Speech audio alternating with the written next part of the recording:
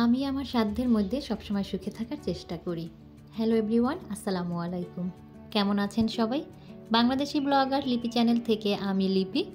আমার লাইফের নতুন আরেকটি লাইফস্টাইল ব্লগ দেখার জন্য সবাইকে ওয়েলকাম জানাচ্ছি। আশা করছি যে যেখান থেকে আমার আজকের ভিডিওটি দেখছেন সবাই সুস্থ আছেন, ভালো আছেন এবং নিরাপদে আছেন। আলহামদুলিল্লাহ, আল্লাহর রহমতে আমিও আমার পরিবারের সবাইকে নিয়ে ভালো আছি। সকালের নাস্তাটা আজকে বাইরে থেকে আনিয়েছি। গতকাল রাতে রান্না করতে গিয়ে গ্যাস শেষ হয়ে গিয়েছে, তো গ্যাস এখনও আনা হয়নি। আলিপার পাপা আলিপাকে স্কুলে দিয়ে ফেরার পথে হচ্ছে নাস্তাটা নিয়ে আসছে। আর এখানে হচ্ছে 3 জনের জন্য 3 রকমের নাস্তা নিয়ে আসছে। আলিপার পাপার জন্য নিয়ে আসছে হচ্ছে তেল ছাড়া পরোটা।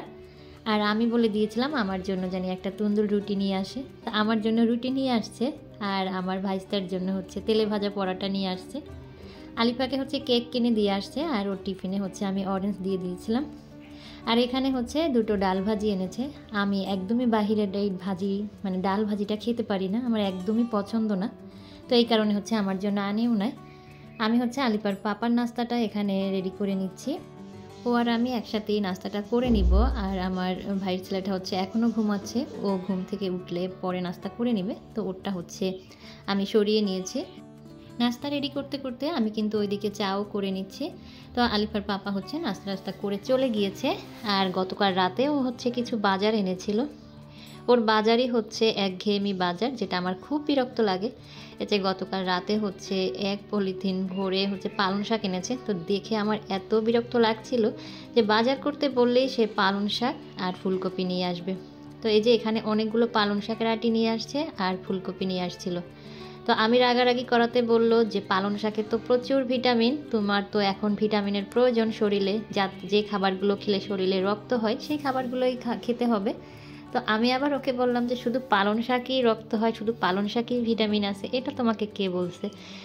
প্রত্যেকটা শাকের মধ্যেই ভিটামিন আছে। তো বলল যে আজকের মতো খেয়ে নাও, পরে আমি হচ্ছে তোমার পছন্দের শাক নিয়ে আসব। তো আমি হচ্ছে বিরক্ত হয়ে শাকগুলো আর বের করি নাই, এভাবে পলিথিনের ভিতরেই রেখে দিয়েছি। কোনো সবজি আমি বের করি নাই। এই যে সিমগুলো বের করে নিলাম, আর পালং শাকগুলো যেহেতু বের করি নাই। আর রাতে শাক কেনাটা আমার মনে হয় একদমই বোকামি। শাক কিনতে হলে একদম সকালবেলা ফ্রেশ শাক কিনতে হয়। তো একে তো রাতে শাক কিনে নিয়ে আসছে, তার উপরে আমি আবার বের করি নাই। তো শাকের ভিতরগুলো একটু নষ্ট নষ্ট হয়ে গিয়েছে। 4 আটি শাক বাঁচার পরে মনে হয় 1 আটিও টিকে নেয়। তো আসলে আমার ভুলের জন্যই হয়েছে। আমি যদি শাকগুলো বের করে রাখতাম তাহলে এতটা নষ্ট হতো না।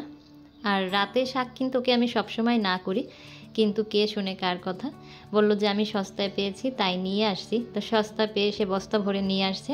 আর এখন দেখুন করুণ অবস্থা আমার। তো এখান থেকে যে পাতাগুলো ভালো সেগুলোই আমি বেছে বেছে নিব, বাকিগুলো তো আমাকে ফেলে দিতে হবে। সে তো সস্তা পেয়ে বস্তা ভরে নিয়ে আসছে, কিন্তু আমি তো তার জন্য পাতিল ভরে রান্না করতে পারলাম না। রান্নার জন্য সব কিছু গুছিয়ে এরপরে হচ্ছে আমি চলে যাব মেয়ের স্কুলে, মেয়েকে স্কুল থেকে আনার জন্য। তো 10 মিনিট আগে বের হলেই হয়। আমার বাসা থেকে মেয়ের স্কুল হেঁটে গেলে 10 মিনিট সময় লাগে, তো আমি 10-15 মিনিট আগেই বের হই। তো এই তো আমার কিন্তু রান্নার সব কিছু কাটাকাটি হয়ে গিয়েছে। শাকগুলো আমি বেছে কেটে নিয়েছি। আর ফুলকপি দিয়ে রুই মাছ রান্না করব, ফুলকপিও কেটে নিয়েছি। সিম আলু ভাজি করব, সেজন্য সিমগুলো কেটে নিয়েছি, তবে আলুগুলো কাটি নাই, রান্নার সময় কেটে নিব। আর এখন হচ্ছে আমি ফ্রিজ থেকে মাছটা বের করে মাছটাও ভিজিয়ে নিলাম। এই সব কিছু এখন আমার রেডি করা হয়ে গিয়েছে। আমি মেয়েকে স্কুলে আনতে যাব, এসে তারপরে হচ্ছে আমি রান্নাটা করে নিব। তো স্কুল থেকে ফেরার পথে আমি হচ্ছে বাজার করার জন্য স্বপ্নে ঢুকলাম। এটা আমার একদমই বাসার কাছে। আর স্বপ্নে বা মিনা বাজারে বাজার করতে গেলে আমার মেয়ে তো অনেক খুশি হয়, কারণ একটাই, এই যে ট্রলি গাড়িটা, এটা নিয়ে সে এদিক সেদিক দৌড়াদৌড়ি করতে পারে, সেজন্যই। তো এখান থেকে হচ্ছে কিছু মাসের বাজার আমি করে নিব, যা যা আসলে একান্তই প্রয়োজন সেগুলো নিব। তো অল্প অল্প করেই বাজারগুলো করব, আজকে একটু করব, পরে আর একটু করব। তো আমি হচ্ছে এখানে আমার যা যা দরকার তাই তাই নিচ্ছিলাম। আর কি কি বাজার করলাম সেটা হচ্ছে বাসায় গিয়ে দেখাবো। আর এখানে দেখলাম যে অনেক প্রোডাক্টের উপরে ওরা ডিসকাউন্ট দিয়েছে। তো সে কি ডিসকাউন্ট দিয়েছে সেটা দেখে দেখে আমি বুঝে শুনেই কিনছিলাম।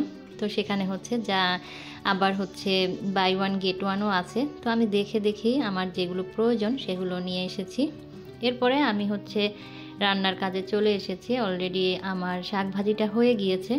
তো ভিডিওর এই পর্যায়ে এসে বরাবরের মতো ছোট্ট সেই রিকোয়েস্ট সবার উদ্দেশ্যে যারা আজকে প্রথম আমার ভিডিও দেখছেন বা আগে থেকেই দেখেন কিন্তু আমার চ্যানেলটি এখনও সাবস্ক্রাইব করেন নাই, এমন যদি কেউ থেকে থাকেন, আজকের ভিডিওর কথা এবং কাজ কোথাও কোনো অংশ যদি আপনাদের ভালো লেগে যায় আর আপনারা যদি ভালোবেসে প্রতিনিয়ত আমার ভিডিওগুলো দেখতে চান, তাহলে আমার চ্যানেলটা সাবস্ক্রাইব করে অল অপশনটি অন করে রাখতে পারেন।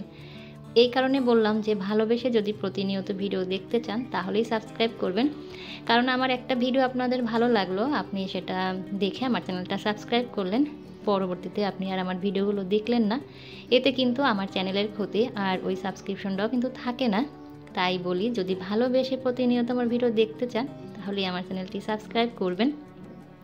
আর যারা ভালোবেসে আমার সাথেই আছেন শুরু থেকে এখন পর্যন্ত, তাদেরকে জানাই অসংখ্য অসংখ্য ধন্যবাদ। আর যারা হচ্ছে আমার ভিডিওতে প্রতিনিয়ত কমেন্টস করে যাচ্ছেন, আমার ভিডিও দেখছেন, আমাকে পরবর্তী ভিডিও বানানোর জন্য উৎসাহ দিচ্ছেন, তাদেরকেও অসংখ্য অসংখ্য ধন্যবাদ। ভিডিওতে মনে করে সবাই প্লিজ একটা লাইক দিয়ে যাবেন, আর ভিডিওর ভালো মন্দ দিক সব কিছু আপনারা জানাতে পারেন কমেন্টস করে, কমেন্টস বক্সের মাধ্যমে। কমেন্টস বক্সটা আপনাদের জন্য সব সময় ওপেন থাকে, আপনারা আপনাদের সুন্দর সুন্দর মতামত সেখানে পোষণ করতে পারেন।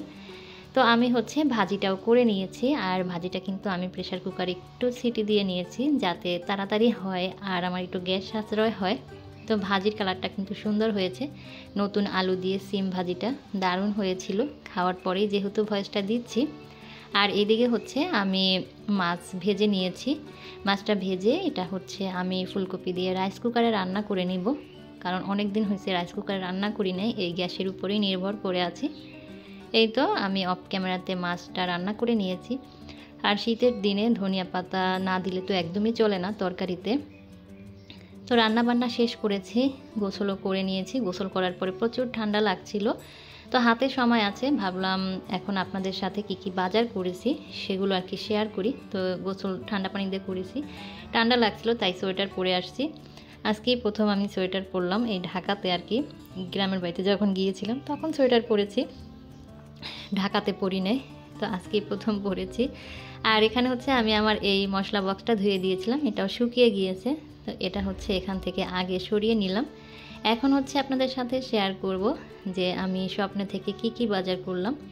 তো স্বপ্নে বাজার করতে ভালোই লাগে, এক জায়গায় সব পাওয়া যায়।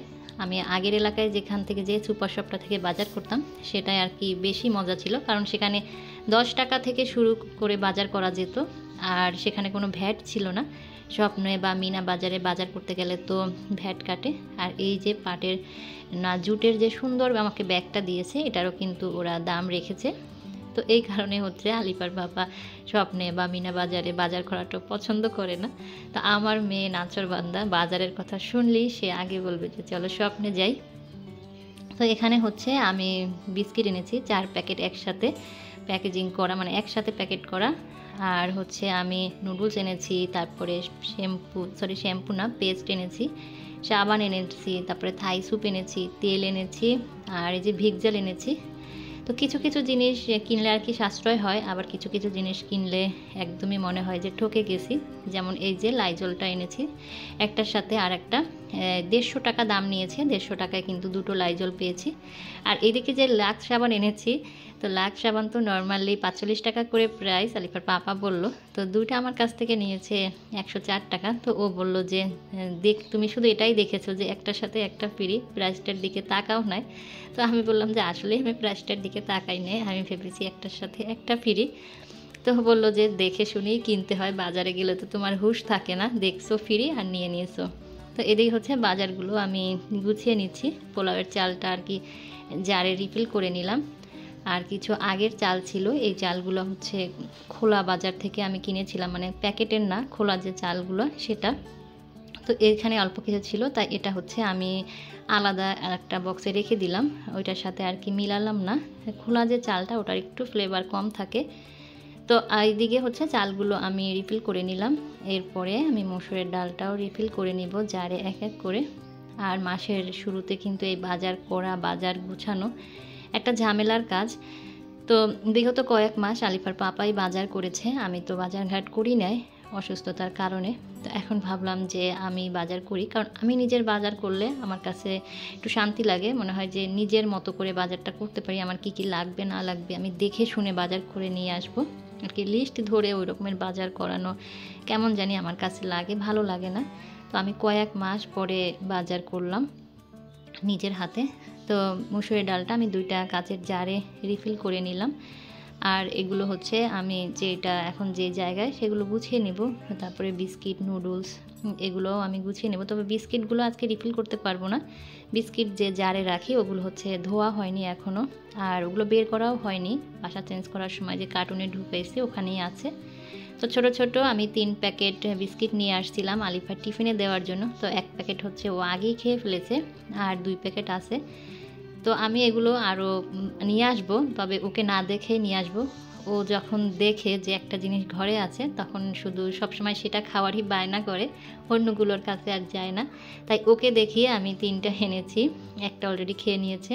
তো আমি ভাবছি আরও কয়েক প্যাকেট এনে রাখবো ওকে না দেখিয়ে। আর নুডলসগুলো আমি হচ্ছে স্টিক নুডলস এনেছি। তো এটা হচ্ছে এই যে লম্বা যে জারটা আছে আমার প্লাস্টিকের, তো এটার ভিতরে রেখে দিলাম। যদিও এই লম্বা নুডলসটা তেমন আমার ঘরে চলে না, শুধু আলিফার পাপাই এটা পছন্দ করে, আমি বা আমার মেয়ে এটা পছন্দ করি না। তো তারপরও নিয়ে আসলাম, অনেক সময় দেখা যায় যে সকালে নাস্তার জন্য আর কি লাগে।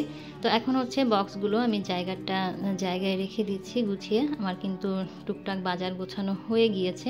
হ্যাঁ, ডালগুলো হচ্ছে আমি এর একটার ভিতরে রেখে দিলাম। তো একটু স্বস্তি যে কিছু বাজার করা হয়েছে, গোছানো হয়েছে।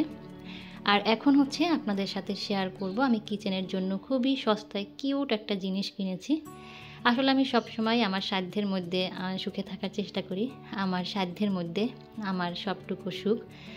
অনেকেই অনেক দামি দামি প্রোডাক্ট কিনেন, ভিডিওতে দেখান, ভালো লাগে, কিন্তু আসলে আমার তো সাধ্য নাই অত দামি দামি প্রোডাক্ট কেনার। তো আমি যখনই সস্তায় কোনো ইউনিক জিনিস পাই তখন সেটা কিনে নেই আমার সাধ্যের মধ্যে।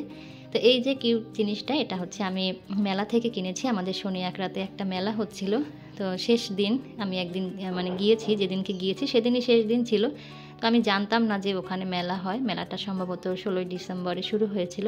শনি একরাতে যারা থাকেন তারা হয়তো বা মেলা হয়েছে কোথায় সেটা জানেন বা গিয়েছেন। তো আমি হচ্ছে একদম শেষ মুহূর্তে গিয়েছি। আর যাওয়ার পরে দেখলাম যে একটা সিরামিকের দোকান, সেখানে এই কিউট মগটা দেখতে পেলাম। দেখে এটা আমি নিয়ে নিলাম। এটা কিন্তু দেখতে অনেকটাই কেটলির মতো। তো এটা মগ হলো, এটা আমি হচ্ছে স্পুন হোল্ডার হিসেবে ব্যবহার করব।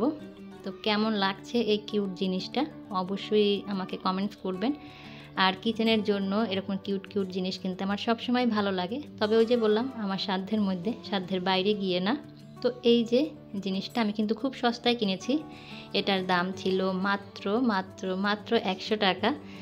তো এটা কিন্তু দাম অনুযায়ী খুব সুন্দর একটা জিনিস। আর স্পুন হোল্ডার হিসাবে আমার কাছে মনে হয় বেস্ট। আমি এক দেখাতেই এটা পছন্দ করেছি, আর এক দেখাতেই এটা নিয়ে নিয়েছি। তবে ওখানে আরও কিউট কিউট জিনিস ছিল, কিন্তু আমি নেই নাই, কারণ ওই রকমের প্রস্তুতি আমার ছিল না। আর আমি জানতামও না যে ওখানে সিরামিকের দোকান আছে। তবে মেলা যদি আরও 2-1 দিন থাকতো আমি পরে গিয়ে আরও কিছু জিনিস কিনে নিয়ে আসতাম। তো যাই হোক, আজ এই পর্যন্ত। সবাই সুস্থ থাকবেন, ভালো থাকবেন। দেখা হবে নেক্সট ভিডিওতে। আল্লাহ হাফেজ, আসসালামু আলাইকুম।